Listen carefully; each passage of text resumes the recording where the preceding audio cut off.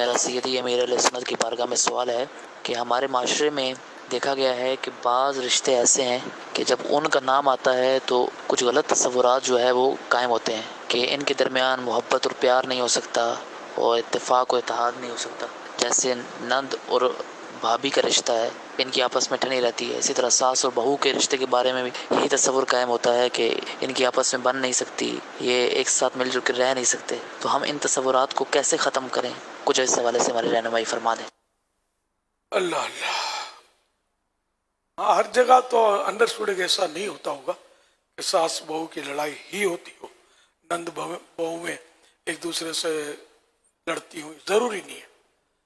تو اللہ توفیق دے، حسن زن بندہ قائم رکھے، انشاءاللہ ایسا نہیں ہوگا.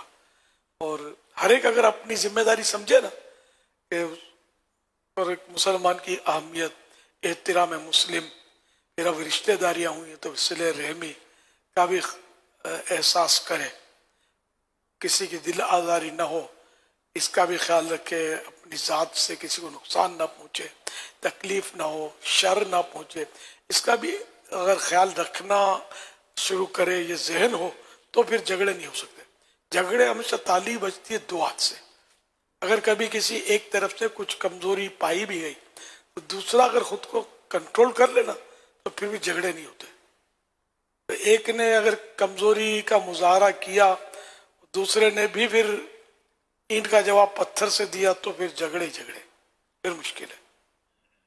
اگر اینٹ کا جواب پتھر کا جواب پھول سے دیں گے تو جھگڑے نہیں ہوں گے. تو نرمی سے اگر کام چلائیں گے تو جھگڑے نہیں ہوں گے. حدیث پاک میں کہ نرمی جس چیز میں ہوتی ہے اس کو زینت دیتی ہے، خوشنما کرتی ہے، زینت دیتی ہے. اور جس میں سے نرمی، جس چیز میں سے نرمی نکال لی جاتی ہے اس کو بدنما کر دیتی ہے. تو آج کل وہ نرمی کم پائی جاتی ہے. اپنا مفاد ہو، کوئی کام نکلوانا ہو، تب تو نرمی ہے. سراپا شر کو بھی سر کہہ کر خوش آمد کے ساتھ اور نرمی کے ساتھ بندہ خطاب کرے گا.